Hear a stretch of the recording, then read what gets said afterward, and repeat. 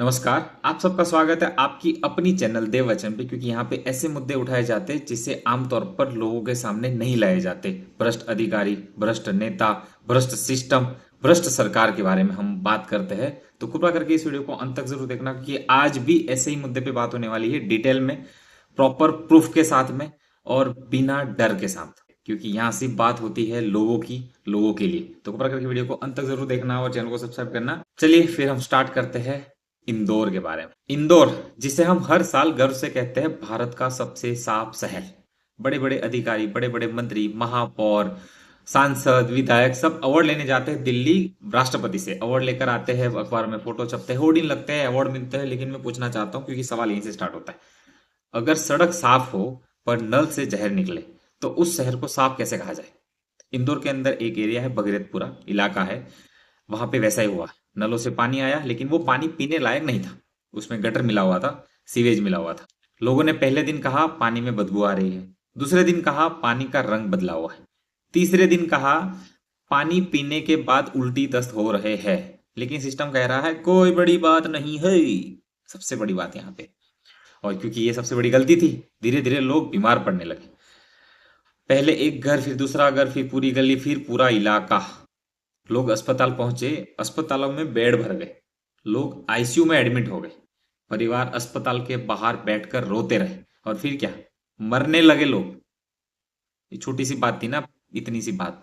यहां से कहानी और डरावनी हो जाती है। शुरुआत में सरकार की तरफ से कहा गया 4 लोग मरे, 4।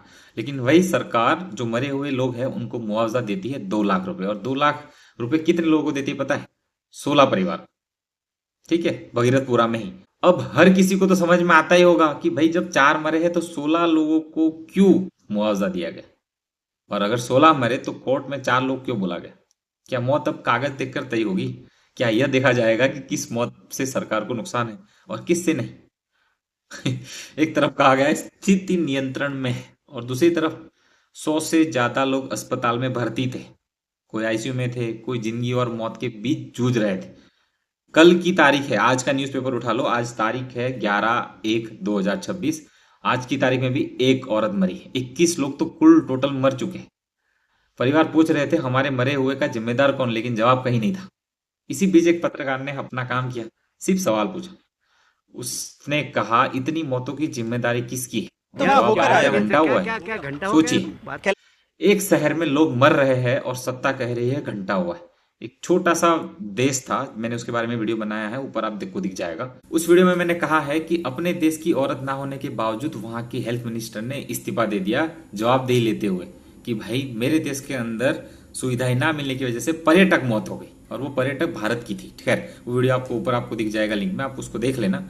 लेकिन सवाल यहां से स्टार्ट होता है, घंटा हुआ है। सोचिए, एक शहर में लोग मर रहे हैं और सत्ता कह रही है घंटा हुआ है। यह सिर्फ एक शब्द नहीं था, यह उस सोच का खुला सबूत था जहां आम आदमी की जान सबसे सस्ती चीज है। क्योंकि सरकार को लगता है वोट खरीदे जाते हैं, वैसे जान भी खरीदी जाएगी। उसके बाद एक और खेल शुरू हुआ, बचाव का खेल। कहा गया कैलाश विजयवर्गीय इंदौर के हैं, उन्होंने इंदौर के लिए बहुत काम किया, हम भैया के साथ हैं। मैं पूछना चाहता हूं, क्या अच्छे काम का सर्टिफिकेट भविष्य की मौत की गारंटी दे देता है? क्या जिसने काम किया हो उससे सवाल पूछना गुनाह हो जाता है? क्योंकि नेता बने हो सेवा करने के लिए, आपको काम करना पड़े। फिर सफाई आई, मैं 3 रात से सोया नहीं, मैं थका हुआ। इंदौर मेरी जनता है और मेरा परिवार है। परिवार शब्द याद रखना, क्योंकि आखिर में आप उसी परिवार के लोग मिलकर सवाल करोगे।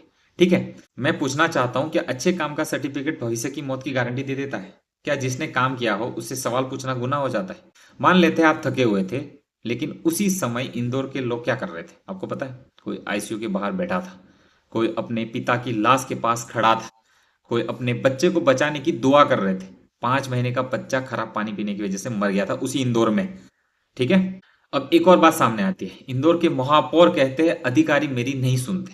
मतलब शहर का पहला नागरिक खुद कह रहा है कि उसके पास भी कंट्रोल नहीं है। आप डायरेक्ट मुख्यमंत्री को कंप्लेन करो, ये महापौर इंदौर के पुष्पमित्र भार्गव कहते हैं। फिर देवास के एसडीएम ने सिर्फ सच बोला, उसने कहा घंटा कहना गलत था। ठीक है, ये परिवार के लोगों की बात कर रहा हूं मैं। और नतीजा एसडीएम सस्पेंड। मतलब सिस्टम साफ संदेश दे रहा था, सच बोलोगे तो सजा मिलेगी, गलत बोलोगे तो समर्थन मिलेगा। कोर्ट में कहा गया 4 मौतें, 4 मौतें। जमीन पर दिखा 16 मुआवजे, 100 से ज्यादा मरीज और लगातार आती मौतों की खबरें। क्योंकि आज भी इंदौर में एक मौत हुई है। आज के न्यूज़पेपर उठा के देख लो, 11/1/2026। तो अब सवाल ये नहीं है कि मरे कितने, सवाल ये है कि झूठ कौन बोल रहा है। अब मैं उस बात पर आता हूं जो इस पूरे मामले का सबसे बड़ा, सबसे कड़वा सच है। परिवार। ठीक है।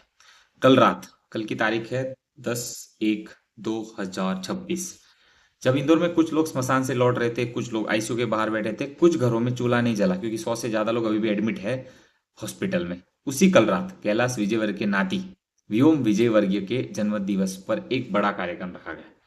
स्टेज सजा, लाइटें जली, भीड़ इकट्ठा हुई, वीडियो बने, तालियां बजी और उस कार्यक्रम में मैथिली ठाकुर को बुलाया गया। मैथिली ठाकुर बहुत बड़ी सिंगर है, एक विधायक है, सबसे छोटी उम्र की, उसको बुलाया गया। यह कोई आरोप नहीं है, यह कोई अफवाह नहीं है, यह वीडियो में है, यह इंस्टाग्राम पोस्ट में है, यह खुद मैथिली ठाकुर ने पोस्ट किया है।